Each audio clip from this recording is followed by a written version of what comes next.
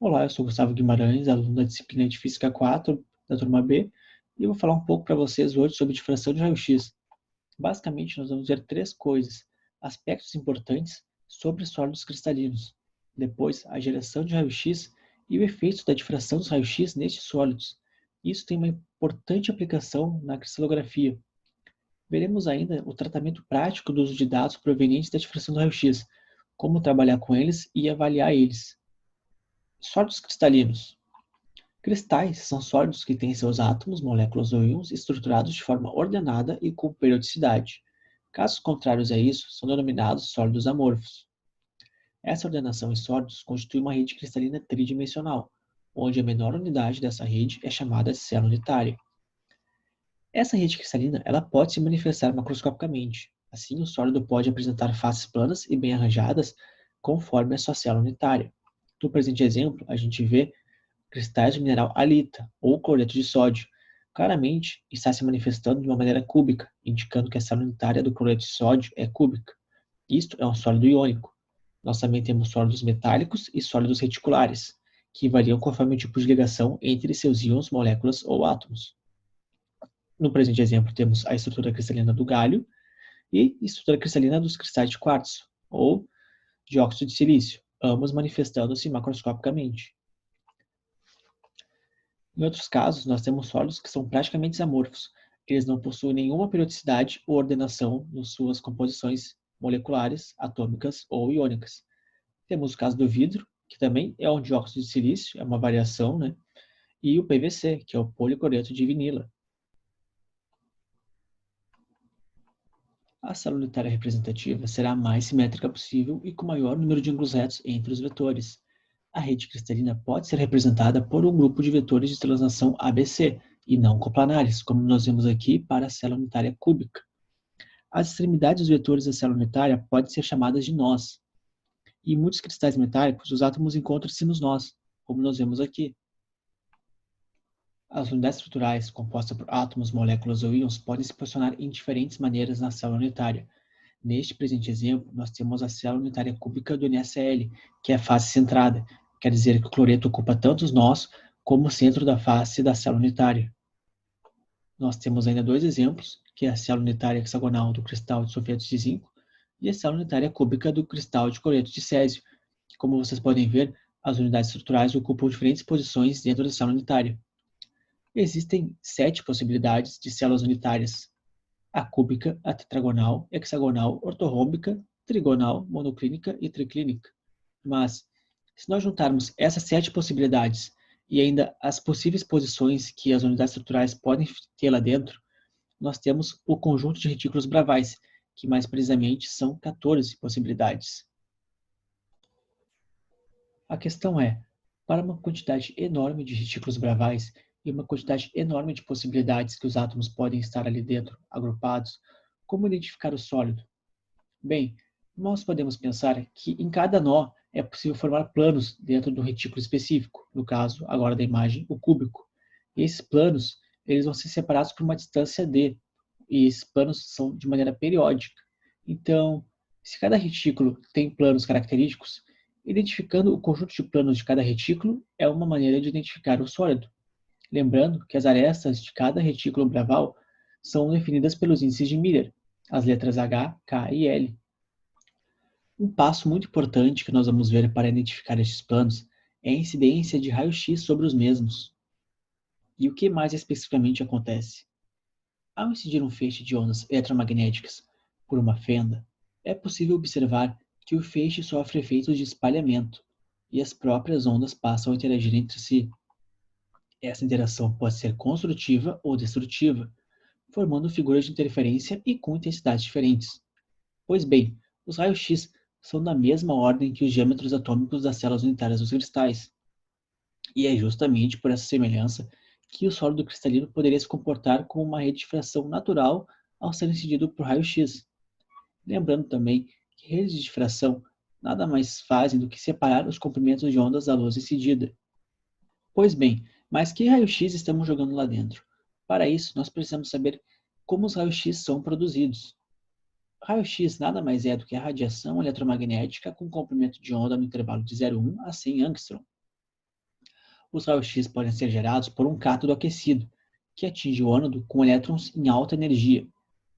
Este último, o ânodo, acaba por liberar um espectro contínuo e o espectro característico de raio-x. Este é o famoso experimento da emissão termiônica, descoberto por Röntgen em 1895. Neste experimento, nada mais se faz do que jogar elétrons em alta velocidade em um ânodo para que este emita raio-x, que também, na verdade, são fótons. A energia dos raios-x emitidos são proporcionais à energia máxima que os elétrons incidentes estão chegando. Quanto maior a aceleração dos elétrons incidentes, maior vai ser a intensidade dos raios-x emitidos. Abrindo um breve parênteses, que espectros contínuos e característicos são esses que o ânodo emite quando é atingido por elétrons em alta velocidade do cátodo? Como exemplo, eu botei quando o ânodo é o molibdênio e é representado um gráfico de comprimento de onda de raio-x emitido pelo próprio ânodo, no caso o molibdênio, vezes a intensidade deste comprimento de onda, ou desta emissão.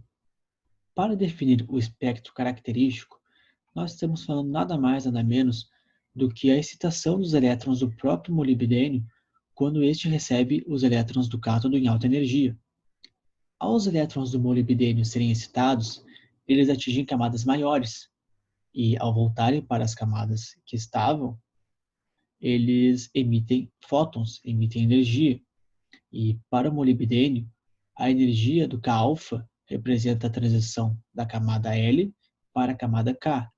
E essa energia é característica e relacionada ao comprimento de onda, que para o molibdênio é um comprimento de onda de 0,7 angstrom. É interessante notar que a energia máxima que os elétrons do cátodo incidem sobre o ânodo determina a energia máxima que os raios-x serão emitidos do ânodo, e essa energia máxima está relacionada a um comprimento de onda mínimo,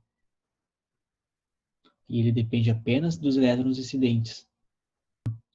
A parte do gráfico mais baixa e que não representa picos, representa o espectro de Bressrollang, que é a perda de energia cinética dos elétrons por frenamento.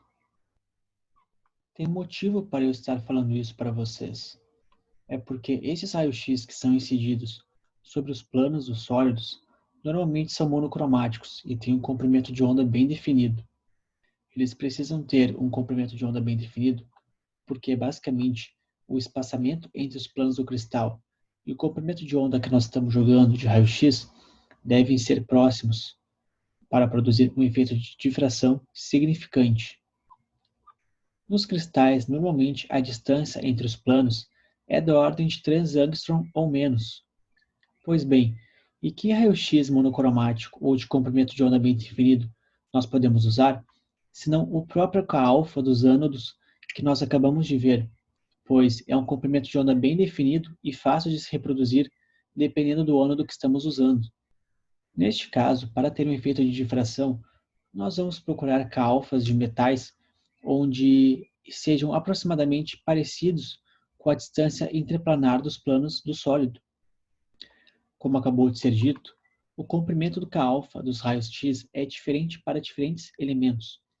Os ânodos mais comumente usados para gerar raio-x na difração de raio-x são o molibdênio, o cobre, o cobalto, o cromo e o níquel, onde percebemos que o K-alfa em angstrom é aproximadamente parecido com a distância interplanar dos planos do sólido, que, como foi dito, é cerca de 3 angstrom.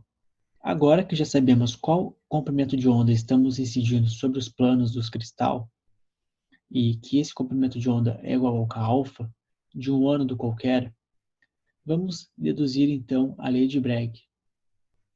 Como exemplo, eu botei o plano com índices de Miller 0, 1, 0, que representa o plano de qualquer cristal. Primeiramente, os raios-x vão chegar em fase ao plano do sólido cristalino, e os raios-x vão ser refletidos. A diferença de fase entre os dois raios refletidos dentro do plano vai ser igual à própria diferença de percurso entre eles, como vimos na física 3. E a diferença de percurso vai ser dado por 2 seno θ, como está circulado ali dentro do plano. Sabemos que para que os dois raios estejam em fase após a reflexão e assim tenham uma interferência construtiva, Essa diferença de percurso deve ser igual ao múltiplo inteiro do comprimento de onda que está sendo incidido. Basicamente, juntando todas essas informações, nós temos a lei de Bragg, que ela demonstra uma equação de interferência construtiva e máximo de intensidade de raio-x refletidos após o contato com os planos do sólido cristalino. Ou seja, ela só vai funcionar quando a interferência entre os raios incididos for construtiva. Recordando que isso rendeu o Nobel de 1915 a Bragg e seu pai. Bem, mas o que significa tudo isso? Basicamente, sobre a equação, nós temos três variáveis: o raio-x que estamos incidindo, a distância entre um determinado plano e o ângulo de incidência desse raio-x. Mas bem, nós conhecemos o comprimento de onda. Nós vimos agora há pouco que nós podemos definir ele escolhendo um metal específico e usando esse metal como ânodo para gerar o raio-x. Nós sabemos também que diferentes planos da célula unitária do cristal têm diferentes distâncias, ou seja, o plano 100 tem uma distância diferente entre si do que o plano 110. Pela equação, se nós definirmos um D, nós vamos automaticamente também estar definindo um seno. Então, nós dizemos que a distância entre dois planos quaisquer é relacionada diretamente a um ângulo de reflexão específico para este plano.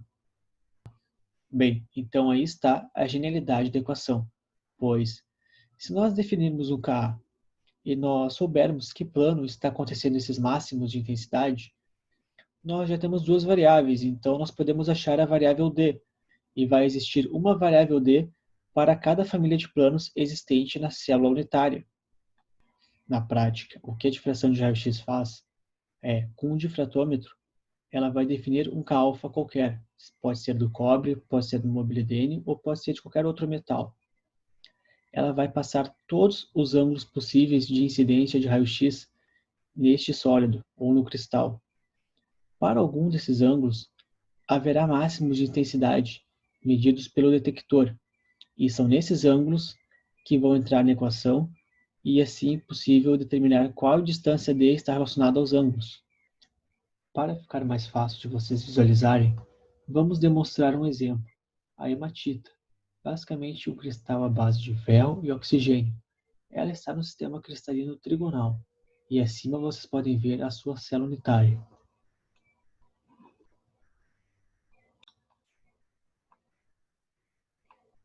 Se nós botássemos a hematita em um difratômetro de raio-x, este seria o resultado que o gráfico nos daria. Vários picos, onde esses mesmos representam os máximos de intensidade.